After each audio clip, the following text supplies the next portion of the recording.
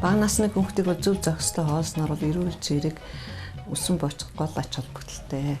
За бага насны хүүхдүүд бол ер нь төрсэн цагаас нь эхлээд бол эхийн сүгээр хоолно. Тэгээ эхийн сүгээр 6 сар хүртэл дагнан хоолдог. За энэ бол юугаар сольжгүй үнд хоол болж өгдөг. За 6 сар хүрмэгц хүүхдийг заавал нэмэгдэл хоолнд оруулах шаардлагатай. Яагаад заавал хүүхдийг 6 сар хүрмэгц нэмэгдэл хоол өгөх шаардлагатай юм бэ гэвэл хүүхэд бол ой хүртлээ тийм ээ 2 нас хүртлээ хамгийн эрчимтэй өсөлтийн үе байдаг. Жишээлбэл нэг хүртэлх насандаа хүүхэд биеийн жингээ 3 дахин өндрөө 2.1 дахин нэмэгддэг. Хүний амьдрал явцад бол хамгийн хурдтай өсөлт энэ үед байдаг учраас ихэнх хүүхнээс сөө 6 сараас дээш янз бүрийн тэжээлэг бодис илчлэх чанар бол хангаж чаддаггүй. Тийм учраас заавал нэмэгдэл хоолыг бол өгөх шаардлагатай болж ирдэг. За ингээд хүүхдийг нэмэгдэл хоол өгсөн ч эхийн сүгээр хөхөөр заавал хамт хооллох хэрэгтэй. 6 сар хүртэл яаж л хоолж байсан, өдөрт хэдэн удаа хоолж байсан, өдөр шөнөгүй хөхүүлж байсан тэр хэвээр хөхүүлээд дээр нэмэгдэл хоолыг өгснөөр хүүхдийн энэ хэрэгцээг бүрэн хангаж чаднаа. За хүүхдийн бага наснд өгч байгаа 6 сараас эхлэн өгч байгаа хүүхдийн нэмэгдэл хоол ямар байх шаардлагатай юм бэ? Ер нь бол хоол ямар байх шаардлагатай юм гэвэл нэгдүгээр хамгийн юун шимт хижээлэг байх хэрэгтэй, илчлэх чанар сайтай байх хэрэгтэй. Хоёрдугаарт нь бол зохистой харьцаатай байх хэрэгтэй, гуравт нь тохирсон байх хэрэгтэй, дөрөвт нь эрүүл ахуйн шаардлага хангасан байх хэрэгтэй, тавд нь хэмжээний хувьд бол хангалттай байх хэрэгтэй. За шимт хижээлэг гэдэг нь юу гэсэн үг вэ? Тухайн хүүхдэд хоногт шаардлагатай илчилгээг хангахаас гадна хүүхдийн биеийн хотод шаарддаг бүх эрдэс, амин дэмийг бүрэн агуулсан байх. Ийм хоол байх ёстой.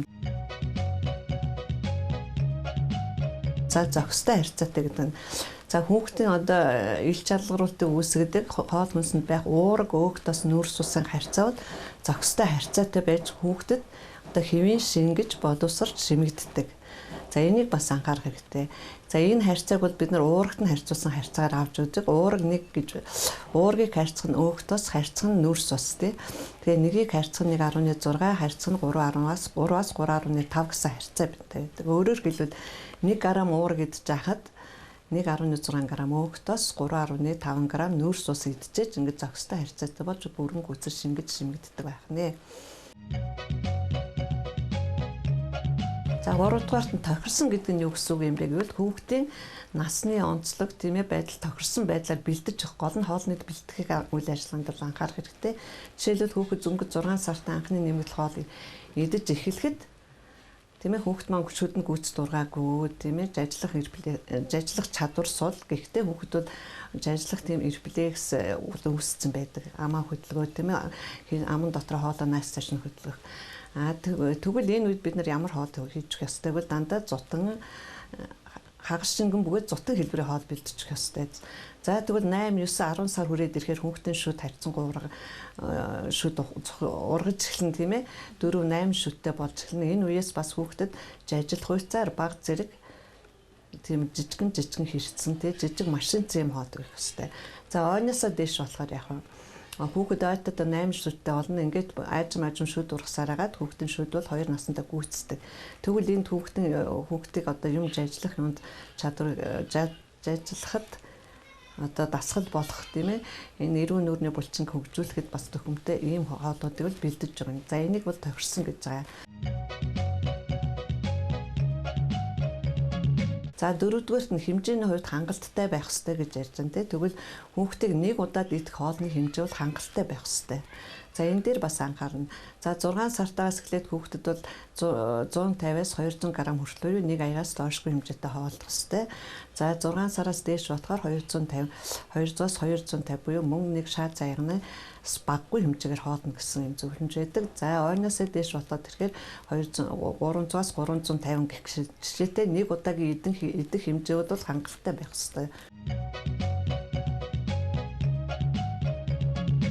тавдугаарт нь эрүүл ахуйн шаардлага хангасан байх ёстой гэдэг маань за энэ бол бид бүгдийг мэдэх тийм ээ мөрдөж байгаа хамгийн гол асуудал нь хүүхдэд хийх хоол хүнсийнхээ бүтээгдэхүүнийг зах зээлээс авахуулаад тийм ээ одоо хадгалалт шинэ байдал одоо пакеттай одоо бэлэн бүтээгдэхүүн байвал түүний хадгалах хугацаа тийм ээ ямар байх вэ энэ бүгдийг анхааралтай сайн сонгож авах хэрэгтэй. За ингээд гэр орондоо ирсэн хойноо тэр хоол хүнсний материалаа боловсруулахдаа одоо гэр ахаа одоо хоол хийх газрын болоод аяга тавны ариун цэвэр ихийн хоол хийж байгаа ээжийн ариун цэвэр за хүүхдийг хооллохдоо орчныхын тэр хүүхдэд тохирсон сандал ширээнээс ахуулаад хүүхдийг аль тухтай нөхцөлд хооллох тийм ээ сонирхол татгуйцаар хооллох ийм асуудалтай эрүүл ахуйн орд юм аа.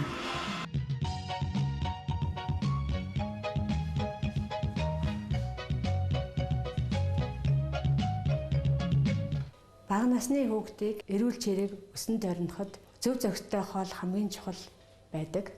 Тийм болохоор бидний өнөөдрийн бэлдсэн энэхүү хоолыг бяцхан үрстэй хийж өгж амтхан идэвлээрэй.